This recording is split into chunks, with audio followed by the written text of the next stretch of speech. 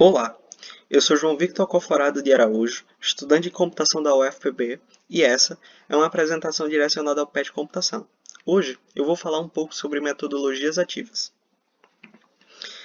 Essa palestra tem a pretensão de explicar um pouco a relação entre educação e tecnologia, contextualizar a nova escola, explicar como aprendemos, definir o que são metodologias ativas e fornecer algumas das suas possibilidades de abordagens.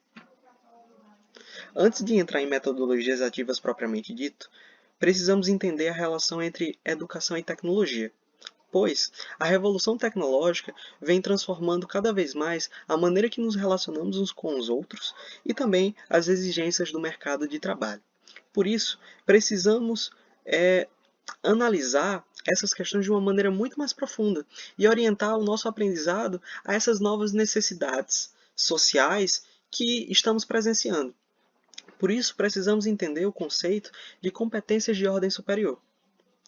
E ele se refere ao conjunto de habilidades que as máquinas não são capazes de reproduzir até então.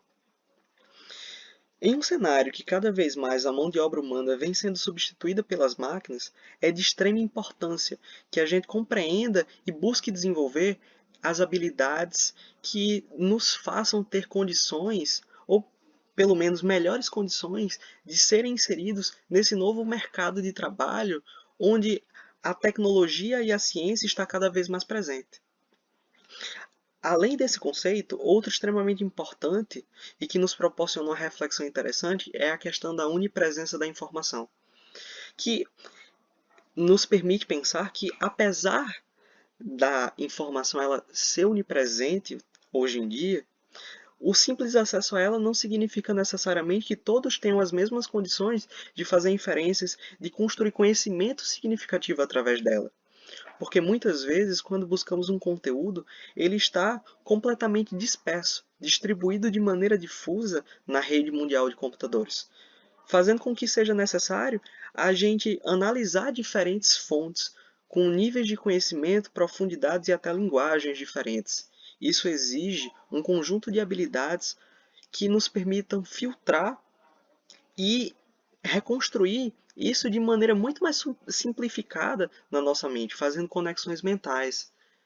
Então, por causa disso, a escola deve pensar em novos modelos de educação que consiga formar uma nova geração para lidar com a obtenção de informação sob essas circunstâncias, para que consiga extrair conteúdo confiável e de qualidade.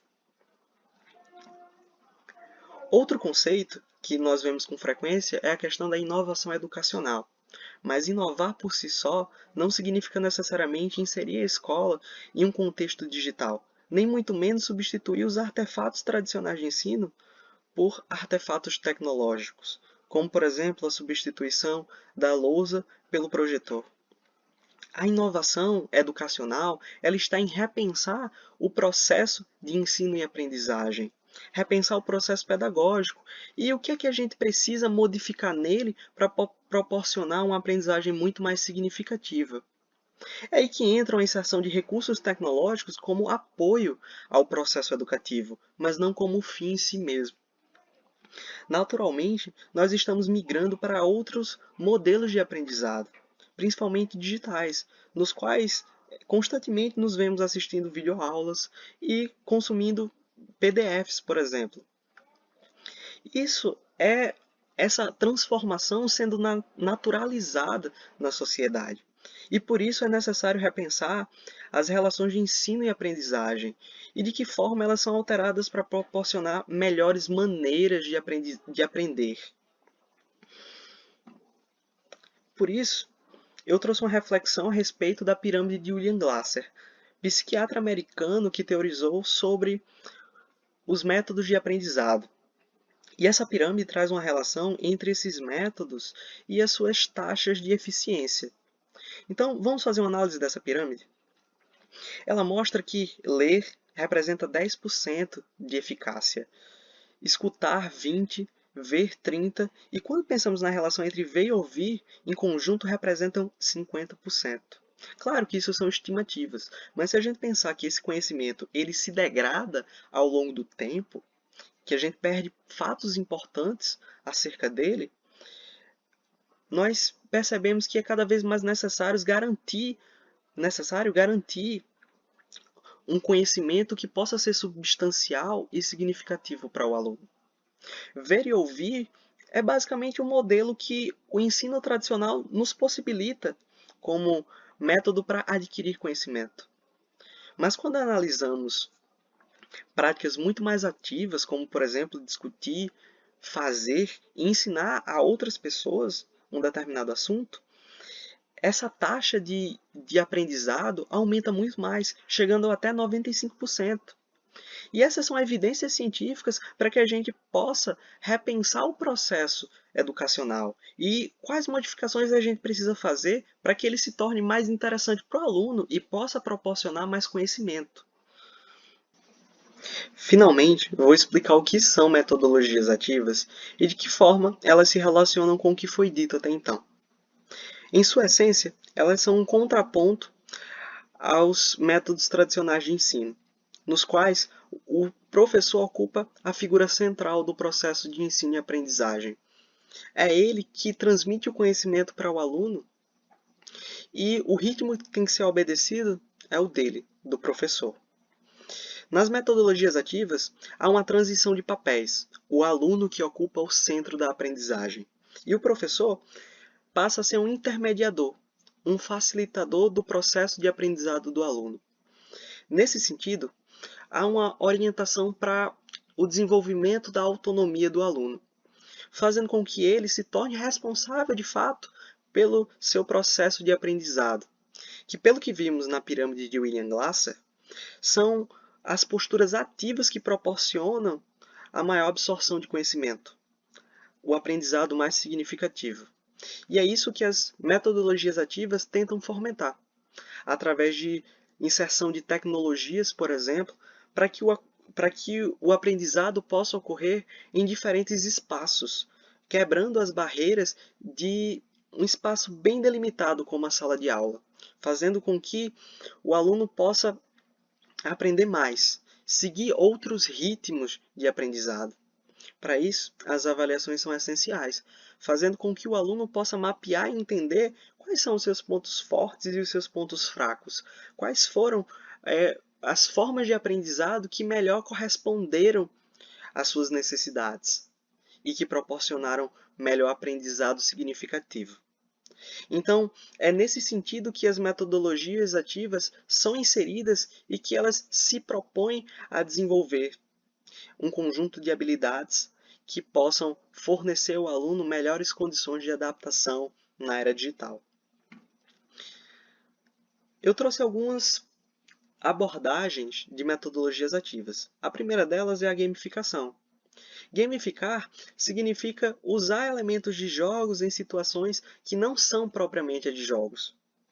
Nesse sentido estrito, gamificar seria utilizar esses elementos no contexto de educação, através da inserção de missões e desafios nas aulas, por exemplo, para fazer com que o aluno possa se engajar melhor, se sentir desafiado, estimulado a aprender mais e realizar exercícios, por exemplo. Esquemas de pontuações e rankings, para que a competitividade possa ser estimulada e que, através disso, os alunos passem a se interessar melhor pelo conteúdo, passem a buscar cada vez mais acompanhar o ritmo dos outros estudantes e até do professor, se esse for um ritmo estimulante. Outra possibilidade é a inserção de prêmios e distintivos, para que cada vez mais ele se sinta recompensado por fazer parte desse processo de ensino e aprendizagem. A inserção de avatares e cenários também é importante para cativar o aluno a se engajar melhor com a aula e desenvolver uma postura ativa ao longo do ensino. E aí, a reflexão que pode ser feita é: qual é a necessidade de inserir esses elementos? A Fundação Getúlio Vargas tem uma pesquisa que fala que 40% dos estudantes que abandonaram o ensino médio foi por falta de motivação. Então, nesse sentido, há uma extrema necessidade de modificar as abordagens nas quais a aula acontece. E essa é uma das possibilidades. Aqui, o exemplo de outra metodologia chamada aprendizagem baseada em problemas, ou Problem-Based Learning, na qual o professor passa a ser um mediador do processo. Ele tem a responsabilidade de definir problemas os quais têm que estar alinhados aos conteúdos específicos da disciplina, para que os alunos, através da solução desses problemas, possam aprender o conteúdo objetivo da disciplina. Então, para isso, o professor tem que situar um problema, criar uma situação e dizer quais são os conhecimentos prévios que os alunos têm que estudar, os conteúdos que eles têm que entender, os conceitos, e a partir disso, a responsabilidade dos alunos é identificar esse problema, formular hipóteses, fundamentar a sua proposta de intervenção, de solução do problema e, por fim, pôr em prática essas soluções. O professor, nesse processo, ele é apenas um intermediador, guiando o aluno ao longo desse processo, mas é o aluno em si que busca o seu conhecimento e busca aprender. O professor apenas o auxilia a conquistar os seus objetivos. Outra abordagem de metodologia ativa é a aprendizagem baseada em equipes. Como o próprio nome diz, ela pressupõe que você divida a sala em equipes, as quais vão participar de etapas bem definidas no processo, as quais o professor tem a responsabilidade de conduzi-las.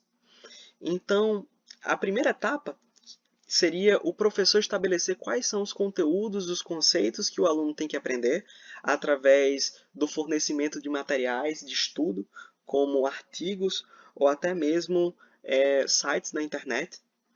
O aluno ele tem a responsabilidade de realizar um estudo prévio para que, quando for no contexto da sala de aula, seja aplicado um teste de preparação individual, para validar os conhecimentos aprendidos pelo aluno de forma individual. Depois, há um teste passado para a equipe do aluno, que pode ser o mesmo teste que ele realizou anteriormente na preparação individual, justamente para fomentar discussões sobre as respostas fornecidas a esses testes.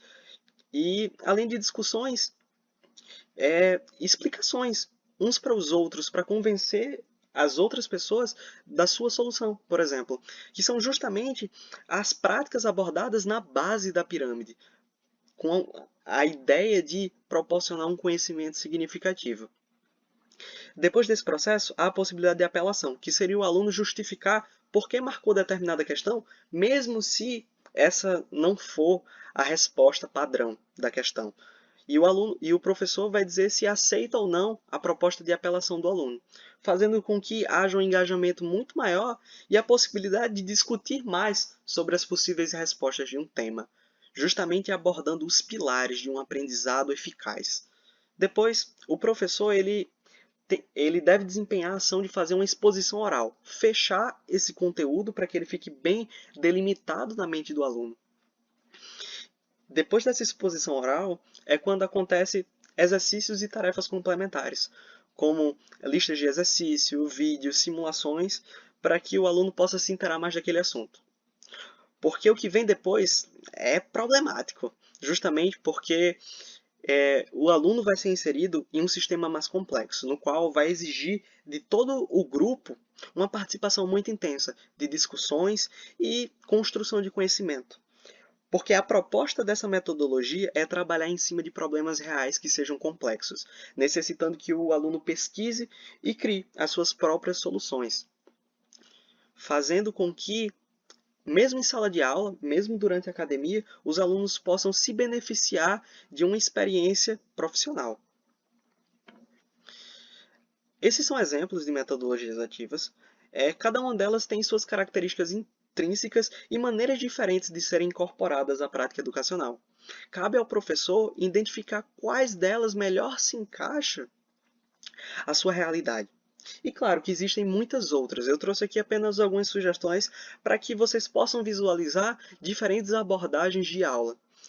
Então, eu agradeço muito pela atenção. Sou João Victor Alcoforado e espero que tenham gostado.